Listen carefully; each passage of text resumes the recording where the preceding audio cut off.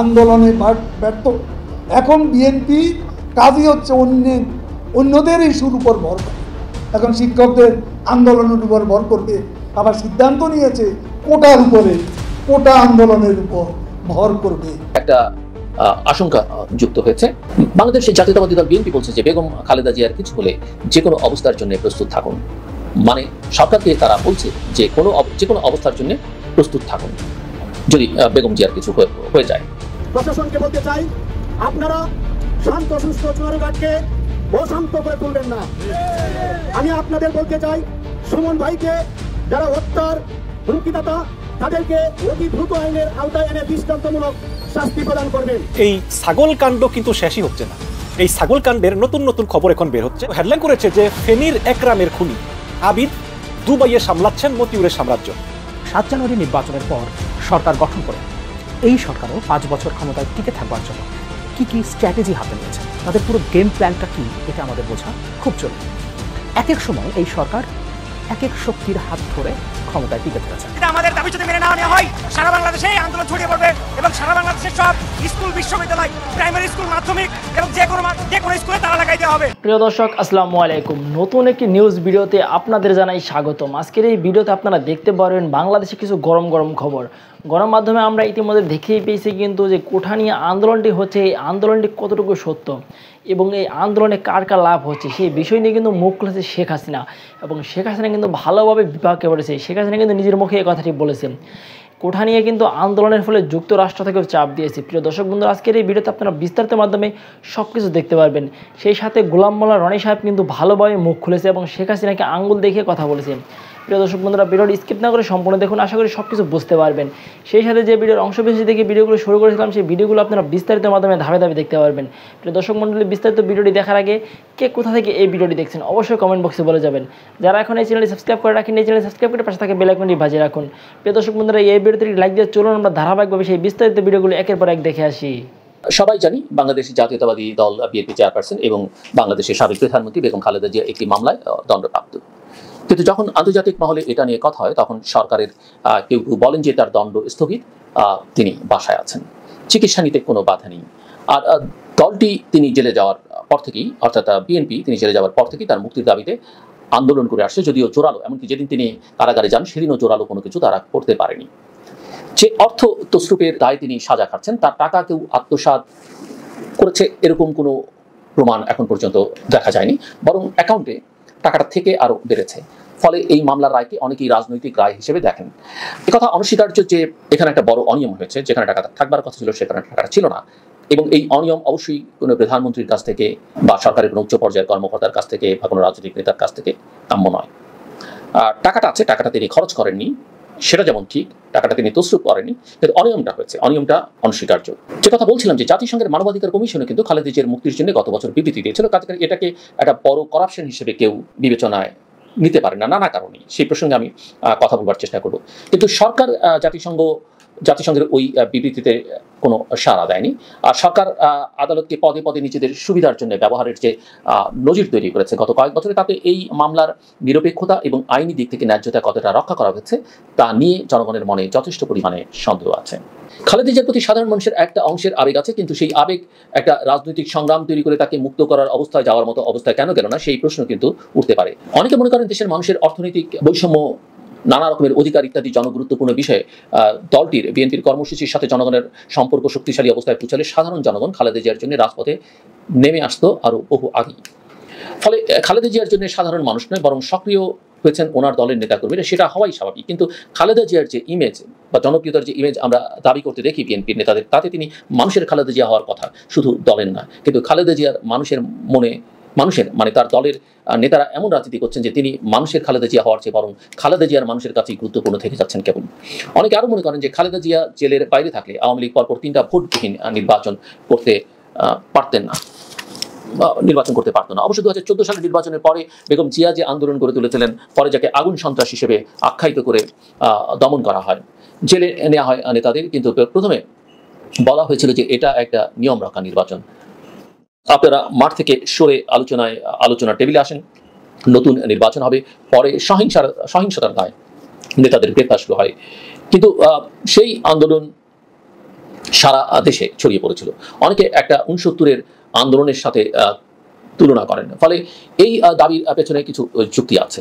বেগম জিয়া গণতন্ত্রের পক্ষে সবসময় সংগ্রামী ভূমিকা পালন করেছেন, এটাও কিন্তু দেখা যায়। তবে তার সময় গণতন্ত্রের বিপক্ষে যায় এমন পদক্ষেপ যে নেওয়া হয়নি সে কথা কিন্তু জোর দিয়ে বলবার কোনো সুযোগ আছে বলে আমার কাছে অন্তত মনে হয় না। নানা রকমের চেষ্টা হয়েছে যেটা গণতান্ত্রিক প্রক্রিয়াকে ব্যাহত করেছে।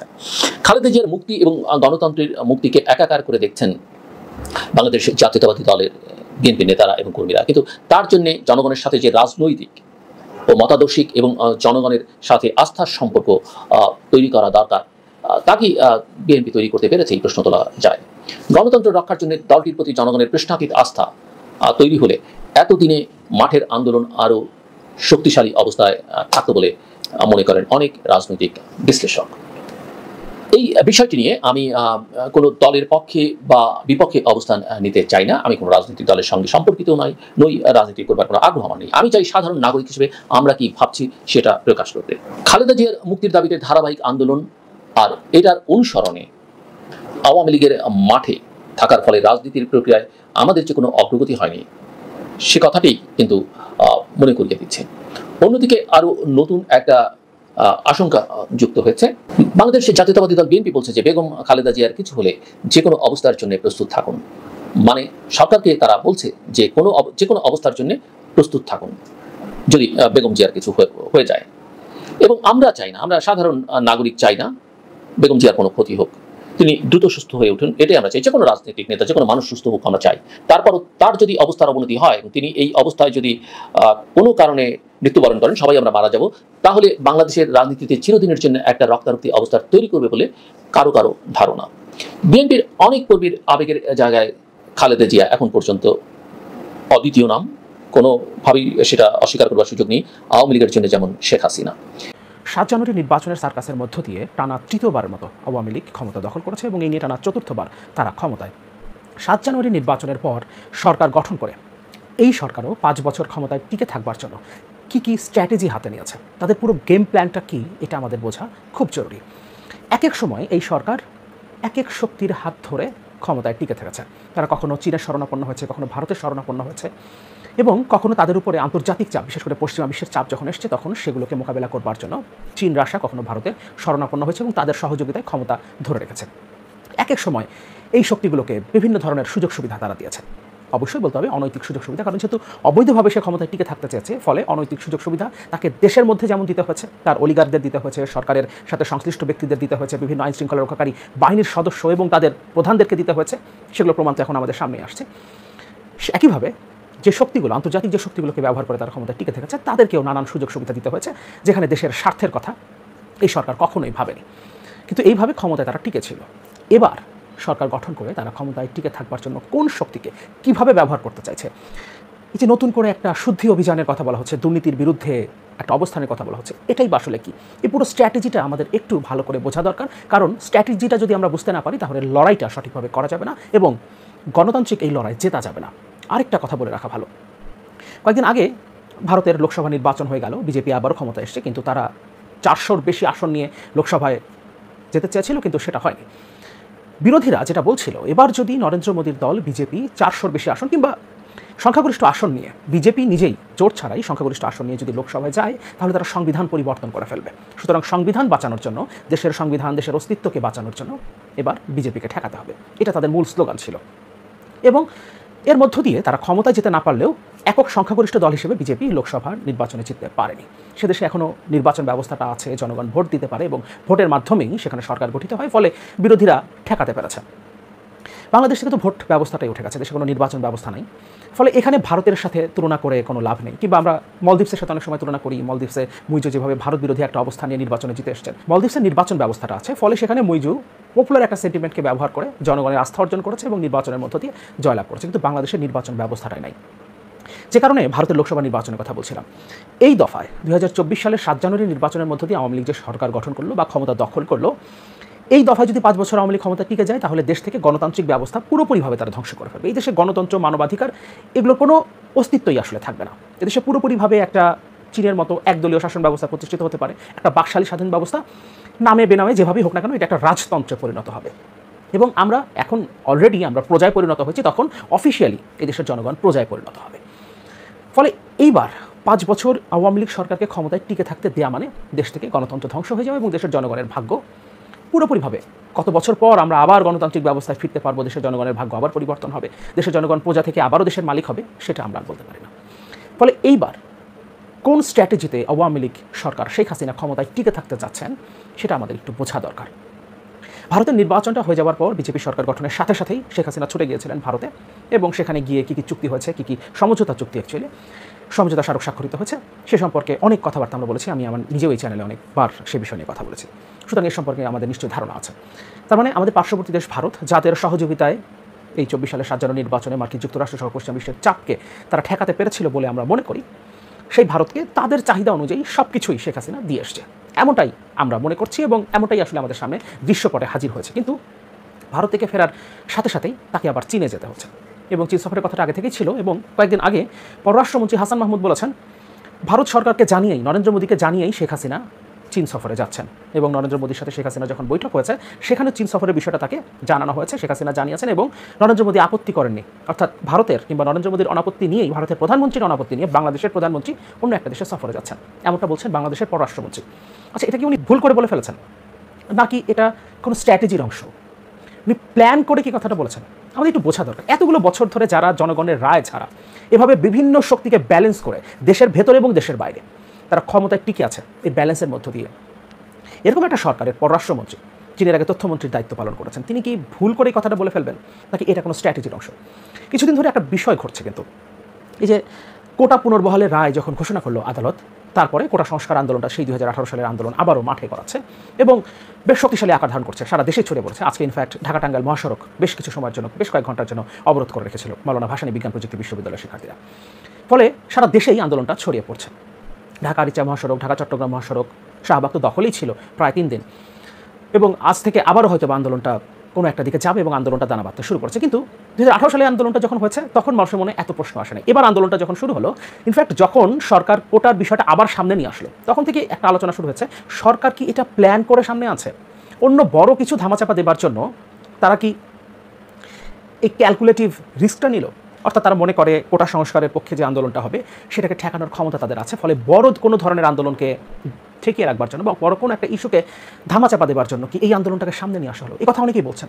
এমন হতে পারে এটা সরকারের একটা স্ট্র্যাটেজি, আবার নাও হতে পারে এবং কেউ এটা বলতে পারছেন না যে সরকার আসলে প্ল্যান করেই এটা মাঠে নামিয়েছে, কিন্তু অনেকেই সন্দেহটা করছেন। তার মানে একটা আন্দোলন নিয়েও এখন মানুষের মধ্যে, রাজনীতি সচেতন মানুষের মধ্যে, বিরোধী দলের মধ্যে, যারা আন্দোলন করে সরকারের বিরুদ্ধে লড়াইটা করবে তাদের মধ্যেই কিন্তু একটা সন্দেহের জায়গা তৈরি হচ্ছে। তার মানে সরকারের স্ট্র্যাটেজি নিয়ে আমাদের বোঝাটা অনেক জরুরি। ভারত বিরোধী একটা সেন্টিমেন্ট এই দেশে গড়ে উঠেছে অনেকগুলো বছর ধরে, বছরের পর বছর ধরেই তো এটা গড়ে উঠেছে। এটা মুক্তিযুদ্ধের পর থেকেই আমরা বলতে পারি আস্তে আস্তে আস্তে আস্তে ভারত বিরোধী সেন্টিমেন্ট আজকের এই পর্যায়ে এসে পৌঁছেছে। কিন্তু গত 14-15 বছরে কিংবা আমরা বলতে পারি এই 16 বছরে, এই সরকারের গত 16 বছরে এই সেন্টিমেন্টটা আরও অনেক বেশি করে জন্ম নিয়েছে বাংলাদেশে। 2014 সালের নির্বাচন যেভাবে ভারত জোর করে করিয়েছে এবং তার মধ্য দিয়ে আওয়ামী লীগকে ক্ষমতায় এনেছে, তারপর থেকে বিশেষ করে দেশের জনগণ পুরোপুরিভাবে অ্যান্টি ইন্ডিয়ান একটা সেন্টিমেন্টের মধ্যে চলে গেছে এবং এই 24 সালের 7 জানুয়ারি নির্বাচনে ভারতের যে অবস্থান, যে অবস্থানের কথাটা সরকারি দলের সাধারণ সম্পাদক ঘোষণা দিয়েছেন বিভিন্ন সময় এবং সরকারি দলের অন্যান্য গুরুত্বপূর্ণ নেতাদের কথাগুলো বলছেন, হাসান মাহমুদও বলেছেন বেশ কয়েকবার যে ভারত এই নির্বাচনটা হতে সহযোগিতা করেছে এবং তার মধ্য দিয়ে এই স্থিতিশীলতা, গণতন্ত্রের স্থিতিশীলতা যেগুলো তারা বলেন। তার মানে ভারতের এই অবস্থানের কারণে দেশের জনগণের মধ্যে ভারত বিরোধী একটা সেন্টিমেন্ট তৈরি হয়েছে। কিন্তু সরকার কেন জানি মনে হচ্ছে এটাকে আরও বেশি উস্কে দিতে চাইছে। সরকারের পররাষ্ট্রমন্ত্রী হঠাৎ করেই তিনি বললেন ভারতের অনুমতি নিয়ে, ভারতের সরকার প্রধানের অনুমতি নিয়ে চীনে যাচ্ছেন বাংলাদেশের প্রধানমন্ত্রী। এই কথাটা তার বলবার কথা ছিল না এবং এই কথাটা আসলে ব্যাকফায়ার করবে সেটা তার জানা কথা, কিন্তু তারপর তিনি কথাটা বললেন। আচ্ছা, আমরা তর্কের খাতিরে ধরে নিই, হঠাৎ করেই শেখ হাসিনা যদি বলেন আমরা তিস্তা প্রকল্পটা চীনকে দিয়ে দিচ্ছি এবং ভারতের সাথে আমাদের যে সমস্ত অসম চুক্তিগুলো আছে সেই চুক্তিগুলো বা যেগুলো সমঝোতা পর্যায়ে আছে সেগুলো আমরা চুক্তি আর করবো না, সীমান্তে এত এত হত্যা হচ্ছে, এগুলোর বিরুদ্ধে আমি একটা কঠিন অবস্থান নিতে যাচ্ছি, এরকম কোনো একটা ঘোষণা বা কোনো একটা গেস্টার যদি শেখ হাসিনা দেখান, তখন কি দেশের জনগণ, আমরা সাধারণ মানুষ, আমরা যারা ভারত বিরোধী সেন্টিমেন্ট আমাদের ভেতরে গ্রো করেছে এতগুলো বছর ধরে এবং বিশেষ করে গত 2-3 বছরে যেটা একটা ভিন্ন মাত্রা পেয়েছে এবং এই নির্বাচনের পর বিভিন্নভাবে বিভিন্ন জায়গা থেকে এই বিষয়গুলোকে এমন একটা জায়গায় নিয়ে আসা হয়েছে এবং সরকারও চেয়েছে, আমরা দেখেছি বিভিন্নভাবে মনে হয়েছে যে সরকারও চাচ্ছে দেশের জনগণের ভেতরে ভারত বিরোধী সেন্টিমেন্টটা গ্রো করুক। সুতরাং তর্কের খাতিরে আমরা যদি ধরে নিই শেখ হাসিনা কখন এরকম একটা অবস্থানে গেলে তখন দেশের জনগণ কী করবে? আমাদের মূল শত্রু কি ভারত নাকি আমাদের মূল শত্রু শেখ হাসিনার এই অবৈধ রেজিম? এইটা আমাদেরকে মাথায় রাখতে হবে। সুতরাং সরকারের স্ট্র্যাটেজিগুলো আমাদের বোঝা কিন্তু জরুরি। অলরেডি চীন সরকার বাংলাদেশের সরকারের উপরে চাপ দিতে শুরু করেছে। সেদিন প্রেস ক্লাবে একটা অনুষ্ঠানে চীনের রাষ্ট্রদূত অলরেডি বলেছেন চীন সরকার তো প্রস্তুত যে কোনো সময় তিস্তা মহাপরিকল্পনা বাস্তবায়নের জন্য। এখন বাংলাদেশ সরকার যে সিদ্ধান্ত নেয়, অর্থাৎ বাংলাদেশ সরকারের কোর্টে বল ঠেলে দিয়েছে চীন। এবং চীন সফরে যেহেতু প্রধানমন্ত্রী যাচ্ছেন, সুতরাং সেখানে বিষয়টা নিয়ে আলোচনা হবে। এবং দেশের অর্থনীতির যে ভয়াবহ অবস্থা, অলরেডি কালকে আমি আর একটা ভিডিওতে আমি কথা বলেছি, ইপিবির হিসাব থেকে রপ্তানি $23 বিলিয়ন বাদ দিয়ে দেওয়া হয়েছে, ফলে চলতি হিসাবের ঘাটতি আরও বেড়ে গেছে। এখন আমাদের ডলার আসলে রিজার্ভে কতটা আছে সে সম্পর্কেও একটা সন্দেহের জায়গা তৈরি হচ্ছে। সুতরাং অর্থনীতিতে একটা ভয়াবহ অবস্থায়, গ্যাস সংকটটা কোথায় চলে গেছে সেটা আমরা জানি। জ্বালানি প্রতিমন্ত্রী একবার এক কথা বলছেন, কখনো বলছেন 2-3 দিনের মধ্যে সমাধান হবে, কখনো বলছেন 15 জুলাই। এটা আদৌ সমাধান হবে কিনা সে সম্পর্কে কোনো স্পষ্ট ধারণা আমাদের নেই। এবং বিদ্যুৎ আসলে আমরা কতদিন নাগাদ পাবো, এবং অলরেডি মফস্বল শহরগুলোতে, ইনফ্যাক্ট গ্রামের কথা বাদ দিলাম, মফস্বল শহরগুলোতেও এখন লোডশেডিং কী পর্যায়ে চলে গেছে সে সম্পর্কে আমরা প্রায় প্রত্যেকে জানি। ফলে দেশের যে ভয়াবহ অর্থনৈতিক সংকটের দিকে আমরা যাচ্ছি, কিংবা অলরেডি আমরা আছি, সেখানে দাঁড়িয়ে শেখ হাসিনাকে ক্ষমতা টিকিয়ে রাখতে চীনের সাহায্য দরকার। চীনের কাছে ইতিমধ্যে $5 বিলিয়ন সমলের ইউয়ান চেয়েছে, এবং এই ইউয়ানে চীনের অনেক দেনা আমরা মেটাতে পারবো, কিংবা চলতি যে হিসাব অন্তত সেগুলো মেটাতে পারবো। তাদের কাছ থেকে আমদানির যে পাওনাগুলো তাদের, সেগুলো আমরা তাদেরকে দিতে পারবো। ফলে চীনের সহযোগিতা দরকার ক্ষমতায় টিকে থাকতে। আবার ভারতকে অখুশি করে ক্ষমতায় টিকে থাকা যায় না, এটা আমরা অনেকেই মনে করি। এবং সরকার নিজেদের বক্তব্যে, সরকার দলের সাধারণ সম্পাদক, এমনকি প্রধানমন্ত্রীও তার বক্তব্যের মধ্য দিয়ে বিভিন্ন সময় বিষয়গুলো পরিষ্কার করেছেন। আমাদের সাবেক এক পররাষ্ট্রমন্ত্রী তো সরাসরি বলেছিলেন ক্ষমতায় টিকে রাখতে হবে, ভারতকে দিয়ে ক্ষমতায় টিকে থাকতে হবে। যাই হোক, ফলে এখন শেখ হাসিনার সামনে অনেকগুলো চ্যালেঞ্জ আছে, বিশেষ করে চীন এবং ভারতকে ব্যালেন্স করা। এতদিন চীনকে কিছু একটা দিয়েছে, ভারতকে কিছু একটা দিয়েছে, ব্যালেন্স করা গেছে, কিন্তু এবার ইন্টারেস্টটা একই জায়গায় এবং খুব একটা সেন্সিটিভ জায়গা। আসলে চীন যদি কোনোভাবে তিস্তার দখলটা নিতে পারে, দখল মানে তিস্তা মহাপরিকল্পনা যদি সে ঢুকে যেতে পারে, তাহলে ভারতের ঘাড়ের উপরে সে নিঃশ্বাস ফেলবে। সুতরাং চীন এখানে ঢুকতে চাইবে, ভারত এখানে ঢুকতে চাইবে। বঙ্গোপসাগরের দখলের জন্য ভারত এখন মংলা বন্দর চাইছে, এখানে র্যাডার বসিয়েছে। এর আগে চীনের কাছ থেকে 2টো সাবমেরিন কেনা হয়েছে, বাংলাদেশ কিনেছে, এবং সেখানে একটা সাবমেরিন বেস করা হয়েছে, সেটা চীনের তত্ত্বাবধানে, চীনের সহযোগিতায়, অর্থায়নে। ফলে এতদিন আমরা এক ধরনের ব্যালেন্সের মধ্যে থাকতে পেরেছি, শেখ হাসিনা একটা ব্যালেন্স রাখতে পেরেছেন এবং তার মধ্য দিয়ে ক্ষমতা টিকে থেকেছেন। কিন্তু এইবার যে জায়গাগুলোতে আসলে কনফ্লিক্টটা হচ্ছে, ইন্টারেস্টের কনফ্লিক্ট চীন এবং ভারতের মধ্যে, সেটা একই জায়গায়। সুতরাং এবার ব্যালেন্স করাটা তার জন্য কঠিন। সারা বাংলাদেশে কোটা বিরোধী আন্দোলন ছড়িয়ে পড়েছে, এবং এই আন্দোলন এখন রীতিমতো তুঙ্গে এই কারণে যে আমাদের সর্বোচ্চ আদালতে, মানে অ্যাপিলেট ডিভিশনে, এই কোটা বিরোধী আন্দোলনকে দমানোর জন্য একটা কাউন্টার, মানে হাইকোর্ট যে রায়টা দিয়েছে এই কোটা পদ্ধতি বহাল রাখার জন্য, ওটার বিরুদ্ধে আপিল করে আপাতত স্থগিত করে আন্দোলনটা দমন করার জন্য সরকারের পক্ষ থেকে চেষ্টা করা হয়েছে। এবং অ্যাটর্নি জেনারেলের অফিস থেকে স্বয়ং অ্যাটর্নি জেনারেল একাধিকবার মাননীয় প্রধান বিচারপতির দৃষ্টি আকর্ষণ করেছেন। এবং আমি যে ভিডিওটি করছি আজকে শনিবার, এবং সর্বশেষ যেদিন কোর্ট বসেছিল সেদিন মাননীয় প্রধান বিচারপতি অনেকটা বিরক্ত হয়ে অ্যাটর্নি জেনারেলকে বলেছেন যে রাজপথের আন্দোলন বা রাজপথের স্লোগান দিয়ে তো আসলে কোর্টের সিদ্ধান্ত পরিবর্তন হবে না, কোর্ট তার আপন গতিতে তার কাজগুলো করবে। আমরা আজকে এই বিষয়ে শুনানি করব না, অনাগত দিনে এটি বিষয়ে শুনানি করব। তো কোর্ট এখানে যে বিষয়টি করেছে সেটা হলো আমাদের মহামান্য হাইকোর্ট এটা এই বিষয়ে যে প্রধানমন্ত্রী তার এক্সিকিউটিভ ক্ষমতা বলে পুরো কোটা পদ্ধতিটিকে বাতিল করে দিয়েছিলেন, সেটিকে আবার পুনর্বহাল করেছে। এবং সেটি নিয়ে আবার এই সময়টিতে সারা বাংলাদেশের পাবলিক বিশ্ববিদ্যালয়গুলো এবং কলেজগুলো, অন্যান্য শিক্ষা প্রতিষ্ঠানগুলো ক্রমান্বয়ে এই আন্দোলনে একেবারে নেতৃত্ববিহীন অবস্থায় সব ছাত্র এবং ছাত্রী ঝাঁপিয়ে পড়েছে। আগে যখন কোটা বিরোধী আন্দোলন হলো এটা খুব জনপ্রিয়তা পেয়েছিল, এবং এখান থেকে নুরুল হক নুরু বের হয়ে এলেন, আরো অনেকে 1 ডজন নেতা বের হয়ে এসেছিলেন, এবং যারা এখন ছাত্র অধিকার পরিষদ, তারপর গণ অধিকার পরিষদের মাধ্যমে জাতীয় রাজনীতিতে যারা একটি পাকাপোক্ত অবস্থান করে ফেলেছেন। এবং ঠিক এই আন্দোলনের সুফলটাকে ঘরে তুলেই নুরুল হক নুরু ডাকসুর মতো একটি ঐতিহ্যবাহী প্রতিষ্ঠানের একেবারে নির্বাচিত ভিপি হয়ে গিয়েছিলেন, সব কিছুকে টেক্কা দিয়ে। তো সেই কোটা বিরোধী আন্দোলন আবার তুঙ্গে উঠেছে, এবং এটি আগের যে কোনো সময়ের চাইতে আরো বেশি ছড়িয়ে পড়েছে।